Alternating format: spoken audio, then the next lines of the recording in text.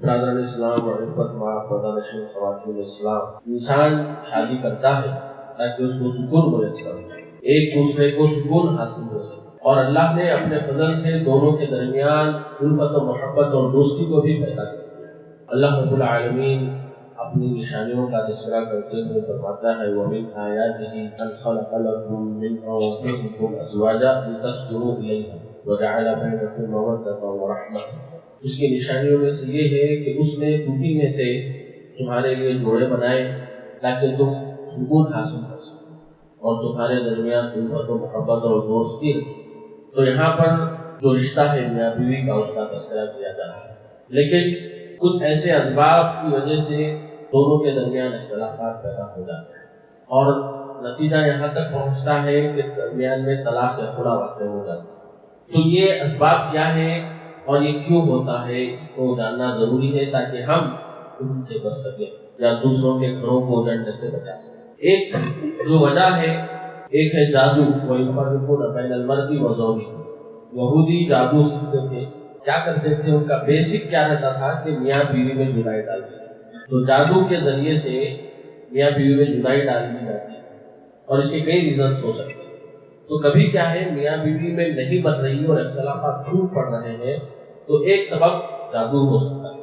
تو اگر اختلاف کی وجہ جادو ہے تو رقیہ شرعیہ کیا جائے، معوذتین، یعنی کہ آخر کے 3 خلدین کے بعد سورہ فاتحہ پڑھی جائے اور پھر سورہ صافات کی ابتدائی 10 آیاتیں پڑھ کے دم کیا جائے۔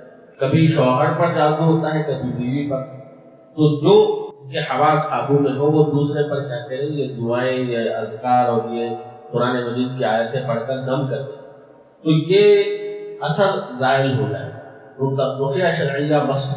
تو یہ رقیہ شرعیہ نہیں کرانے سے روزانہ کی لڑائی جھگڑے وغیرہ برقرار رہتے ہیں۔ تو ایک یہ ایک دوسرا سبب بھی ہے، جادو کے علاوہ بھی شیطان ایسی جو ہے وسوسے ڈالتا ہے کہ ان کے درمیان جدائی ہو جائے۔ تو ایسے موقع پر صبر و برداشت اور حقیقت اور کمزوری، درگزر، عفو درگزر اور افہام و تفہیم کے ذریعے سے مسائل حل کیے جا سکتے ہیں۔ لیکن شیطان کا بہت بڑا حربہ ہے، حدیث میں تفصیل سے بیان کیا گیا کہ شیطان کے جو چیلے ہیں وہ زمین میں پھیل جاتے ہیں اور فتنہ و فساد، لڑائی جھگڑے اور دنیا وغیرہ گناہوں میں مبتلا کراتے ہیں انسانوں کو، اور رات میں رپورٹ پیش کرتے ہیں ابلیس کے پاس۔ تو ابلیس ہر ایک سے رپورٹ سنتا ہے کہ آج اس نے کیا کیا، آج اس نے کیا کیا، لیکن جو شیطان یہ کہتا ہے کہ آج میں نے میاں بیوی کے درمیان جدائی ڈالی، اتنا پیچھے لگا رہا، اتنا پیچھے لگا رہا، یہاں تک کہ ان کے درمیان جدائی ڈال دی۔ جو ابلیس ہے وہ اپنے تخت سے اٹھتا ہے اور فرد مسرت سے اس کو گلے لگا کے شاباشی دیتا ہے، پیٹ پھٹکاتا ہے کہ تو نے آج سب سے اچھا کام کیا۔ دوسرے شیطان نے بہت سے کام کیے ہوں گے، لڑائی جھگڑے کے، قتل کے، شراب کے، جوئے کے، چوری وغیرہ کے، بہت سے کیے ہوں گے، لوگوں سے کرائے ہوں گے کام، لیکن یہ شیطان جو کہہ رہا ہے کہ اتنا پیچھے پڑا رہا کہ میاں بیوی کے درمیان جدائی ڈال دی تو اس کو شاباشی ہوئی۔ تو یہ شیطان کی روزانہ چال ہوتی کہ وہ میاں بیوی کے درمیان جدائی ڈال دی۔ تو کسی بھی بات کو لے کر جو اختلافات کی جو وجوہات ہیں کسی بھی وجہ سے رونما ہو سکتے ہیں۔ کبھی میاں بیوی کے جو گھر کا ماحول ہے وہ لڑائی جھگڑے کا ہوتا ہوگا تو اب نیا جوڑ آتے ہی وہ اثر ان پر پڑتا ہے۔ کبھی کیا ہوتا ہے، سسرال والے انٹرفیئر ہوتے ہیں میاں بیوی کے رشتے میں، انٹرفیئر ہوتے ہیں، چاہے وہ لڑکی والے انٹرفیئر ہو یا لڑکے والے۔ کبھی کیا ہے، سسرال سے ڈیمانڈ، جہیز کا مطالبہ ہو رہا ہے یا مزید جو ہے خرچے کا مطالبہ کیا ہے، اس کی وجہ سے بھی اختلافات ہوتے ہیں۔ اور ایک چوتھی وجہ یہ بھی ہوتی ہے کہ کسی کے میاں کے یا بیوی کے کیا ہے خفیہ رشتے ہیں، دوستیاں ہیں، رابطے ہیں یا انٹرنیٹ کا بے جا استعمال ہے، تو اس وجہ سے بھی دونوں کے درمیان جو ہے اختلافات میں ہونا شروع ہو جاتے ہیں۔ تو یہ کئی ریزنس کی وجہ سے ہوتا ہے۔ تو اب ایسے موقع پر کاؤنسلنگ کی سخت ضرورت پیش آتی ہے۔ کاؤنسلنگ کرنا انتہائی ضروری ہے اور یہ شریعت کا بھی حکم ہے کہ کاؤنسلنگ کی جائے۔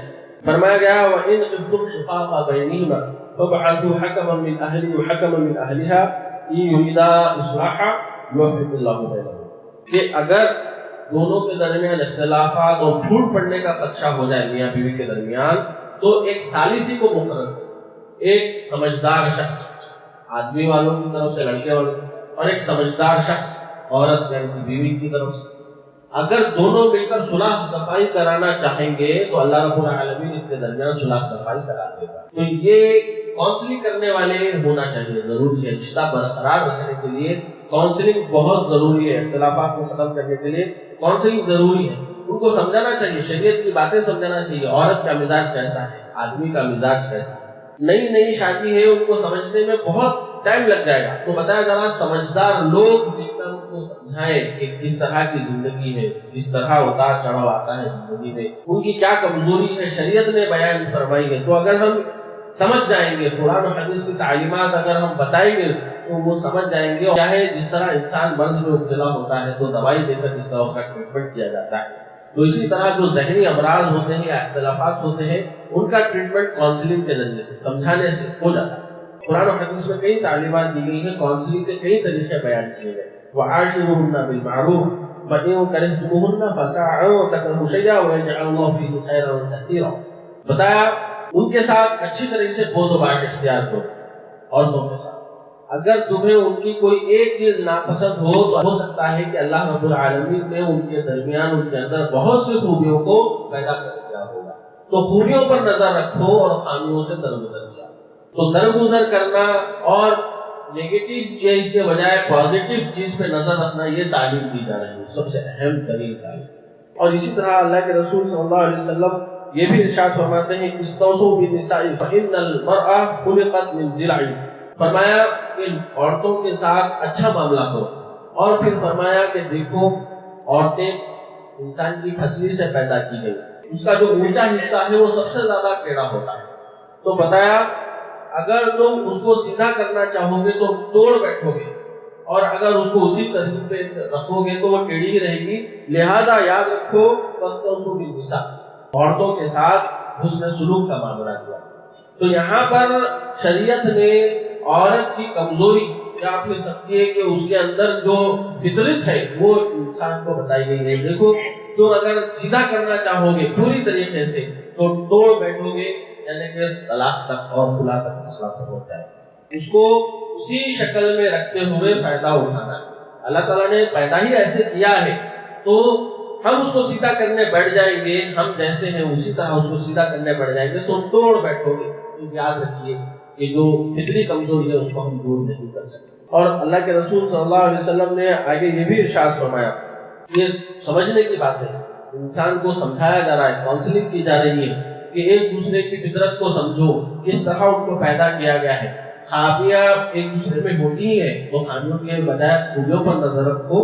یہ تعلیم دونوں کو دی جا رہی ہے. تو اللہ کے رسول صلی اللہ علیہ وسلم نے پھر سے سمجھا، قال رسول اللہ ان اللہ خلق آدم من قبضۃ قبضها من جميع العرش. ارشاد فرمایا کہ اللہ رب العالمین نے آدم علیہ السلام کو مٹی سے پیدا کیا. تو زمین کے اندر مختلف مٹی ہے، کوئی لال ہے، کوئی سفید ہے، کوئی سیاہ ہے. تو ہر طرح کی مٹی کو جمع کر کے آدم کو پیدا کیا گیا. آدم کی جو نسل ہے اسی مٹی کی وجہ سے الگ الگ رنگ اور روپ میں پیدا ہوئی، کوئی سرخ ہے، کوئی سیاہ ہے، کوئی سفید ہے. پھر فرمایا جس طرح رنگ روپ الگ الگ ہے تو اسی طرح مزاج میں بھی کوئی نرم مزاج ہے، کوئی سخت مزاج ہے، کوئی نرم خو ہے، کوئی سخت گیر ہے. تو اللہ کے رسول صلی اللہ علیہ وسلم نے یہاں پر ارشاد فرمایا کہ مزاجوں میں بھی تبدیلی ہے، یہ فطری ہے. کسی کے اندر آسانی رکھی گئی ہے، کوئی سخت گیر پیدا کیا گیا جو ان کی فطری کمزوری ہے، اسی پر ان کو پیدا کیا گیا ہے. وہ کنٹرول تو کر سکتا ہے لیکن اپنی فطرت کو بدل نہیں سکتا. تو یہ کمزوریاں مرد و عورت دونوں کے اندر رکھی گئی ہیں، اس کو سمجھایا گیا ہے. اسی طرح اللہ کے رسول صلی اللہ علیہ وسلم نے ایک اور چیز سمجھانے کے لیے بیان فرمایا کہ عورتوں کو نہ مارو، لا تضربوا اللہ، کہ عورتوں کو مت مارو، اپنی بیویوں کو مت مارو. یہ پہلے کا واقعہ ہے، مت مارو. تو عمر رضی اللہ عنہ آتے ہیں، آ کر کہتے ہیں اللہ کے رسول صلی اللہ علیہ وسلم عورتیں مردوں کے سر پر چڑھ بیٹھ گئی ہیں، آپ نے جو حکم دیا ہے اب عورتیں سر پہ چڑھ کے بیٹھ گئی ہیں. تو اللہ کے رسول صلی اللہ علیہ وسلم نے فرخص فی ضربہن، ان کے مارنے کے لیے رخصت دے دی عمر رضی اللہ عنہ. تو پھر کیا ہوا؟ فاطاف بآل رسول اللہ نساء کثیر یشکون ازواجہم. تو کیا ہوا؟ بہت سی عورتیں آئی اور ازواج مطہرات کے پاس آ کر بیٹھی، شکایتیں لے کر اپنے شوہر.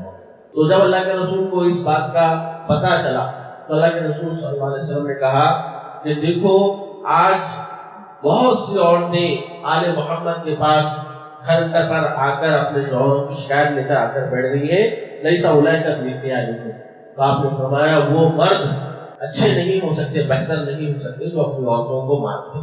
تو ہر چیز کا علاج مار دھاڑ نہیں ہوتا، اور فرمایا کہ مار دھاڑ کرنے والے مرد اچھے اور بہتر نہیں ہے۔ اور اللہ کے رسول نے کبھی اپنی کسی بیگم پر یا کسی غلام پر کسی پر ہاتھ نہیں اٹھایا۔ اور جو بہتر بننا چاہتا ہے، فرمایا جو اپنے گھر والوں کے حق میں بہتر ہے وہی سب سے بہتر مسلمان ہے، بہتر مومن۔ ایک صحابی آ کر کہتے ہیں اللہ کے رسول صلی اللہ علیہ وسلم میرے پاس غلام ہے، میں دن میں کتنے بار اس کو معاف کروں گا؟ آپ نے فرمایا 70 مرتبہ اس کو معاف کیا کرو۔ تو دن میں 70 مرتبہ معاف کرنا ہے ایک غلام کو، اور پھر جو کہ بیوی ہے، جو کہ ایک عورت ہے جو ہماری خاص ہے، اس کو ہم کتنے مرتبہ معاف کریں؟ تو 70 سے زائد مرتبہ عورتوں کو معاف کرنا ہے، تو ہی ہمارا گھر چلے گا، یہ ازدواجی زندگی پرسکون چلے گی۔ معاف کرنے کی عادت ڈالیں۔ ایک صحابی آ کر عرض کرتے ہیں اللہ کے رسول صلی اللہ علیہ وسلم مجھے کوئی نصیحت فرمائیے۔ تو اللہ کے رسول صلی اللہ علیہ وسلم فرماتے لا تغضب، غصہ مت ہونا۔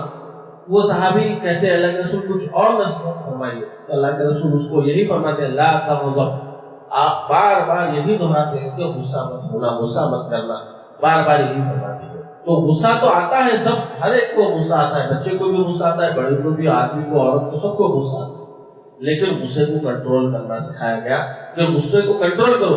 بہادر وہ نہیں جو کشتی میں پچھاڑ دے، بلکہ بہادر وہ ہے جو غصے کے وقت اپنے آپ کو کنٹرول کرے۔ غصے کو کنٹرول کرنے والا اصل بہادر ہوتا ہے، اصل پہلوان ہوتا ہے۔ تو غصے کو کنٹرول جب تک ہم کرتے رہیں گے تو ہماری زندگی پرسکون گزرے گی۔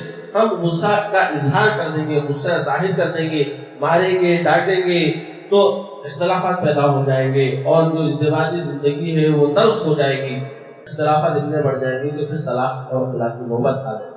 تو غصہ کیا ہے؟ اتنی سی بات کو شیطان کیا ہے وقتیہ طور پہ بڑا بنا دیتا ہے، وقتیہ طور پر انسان جو ہے آپے سے باہر ہو جائے۔ پھر وقت گزرنے کے ساتھ اس کو احساس ہوتا ہے کہ یہ تو معاملہ کچھ نہیں تھا، یہ تو صرف پانی کا معاملہ تھا، ایک گلاس لانے کے لیے میں کہا، اس نے 2 منٹ کے بعد لایا، 2 سیکنڈ میں لانے کا 2 منٹ سے لایا۔ نمک 1 چمچہ ڈالنا تھا، آدھا چمچہ ہو گیا۔ بس اتنی سی بات پر جو ہے اتنا زیادہ اس کو جو ہے ملامت کی گئی، اتنا ڈانٹا گیا یا پھر مارا گیا یا طلاق تک نوبت پہنچ گئی۔ تو غصہ تھمنے کے بعد انسان کو احساس ہوتا ہے کہ یہ غصے کی حالت میں شیطان نے ہم سے کیا کروا دیا۔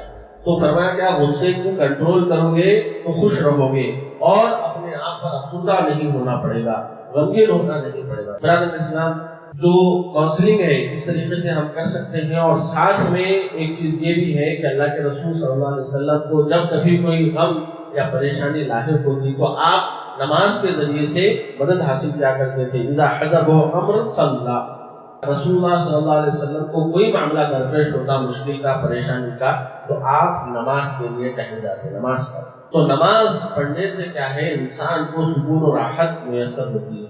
اللہ کے رسول نے فرمایا یا بلال اقیم الصلاۃ ارحنا بہا، اے بلال اقامت کہو، ہمیں ٹھنڈک پہنچاؤ نماز کے ذریعے سے۔ تو نماز کے اندر ٹھنڈک ہے، نماز کے اندر راحت ہے۔ تو جب کبھی سچویشن ایسی آ جائے کہ حالات بہت ہی پرخطر ہو جائے اور نہ سمجھ رہے ہوں، نماز کا جو ہے سہارا ہے۔ تو میں ہو گئی، لڑائی جھگڑا ہونے والا ہے اور معاملات ہاتھ سے نکل رہے ہیں، تو اللہ سے مدد حاصل کریے، نماز کے لیے ٹھہریے، اللہ کی مدد حاصل ہوگی۔ اللہ تعالیٰ فرماتا ہے وَاسْتَعِينُوا بِالصَّبْرِ وَالصَّلَاةِ، صبر اور صلاۃ کے ذریعے سے اللہ کی مدد حاصل کرو۔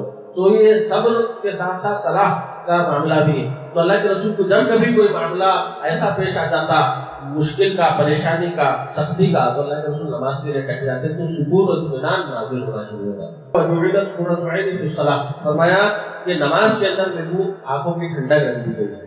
تو نماز آنکھوں کی ٹھنڈک، نماز کے ذریعے سے اللہ رب العالمین سے جب بندہ جڑتا ہے تو اللہ رب العالمین اس بندے کے تمام مشکلات کو آسان کرنے والا ہے، کیونکہ اللہ ہی ہے جو مشکلات کو نازل کرتا ہے اور اس کو آسان بھی کرنے والا ہے۔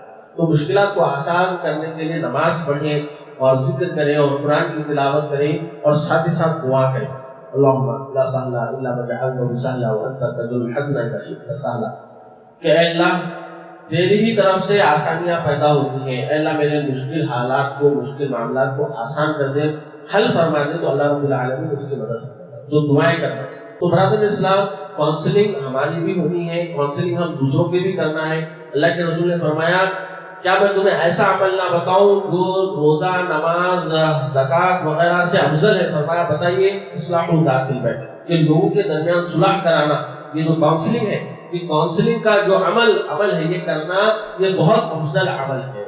اور فرمایا اسی طرح جو جدائی ڈالنے والے ہوتے ہیں، جو تفرقہ ڈالنے والے تھے، یہ دین کو موڑ دینے والا عمل ہے، حلق، دین کو کاٹ کے رکھ دینے والا عمل ہے۔ تو کاؤنسلنگ کریں، لوگوں کو درمیان میں جوڑانے کا کام کریں، نہ کہ توڑنے کا کام کریں۔ اللہ کے رسول نے لعنت فرمائی ہے جو میاں بیوی کے درمیان میں تفرقہ ڈالتے ہیں، ان کو جدا کرتے ہیں، تو اللہ کے رسول نے ایسے لوگوں پر لعنت فرمائی۔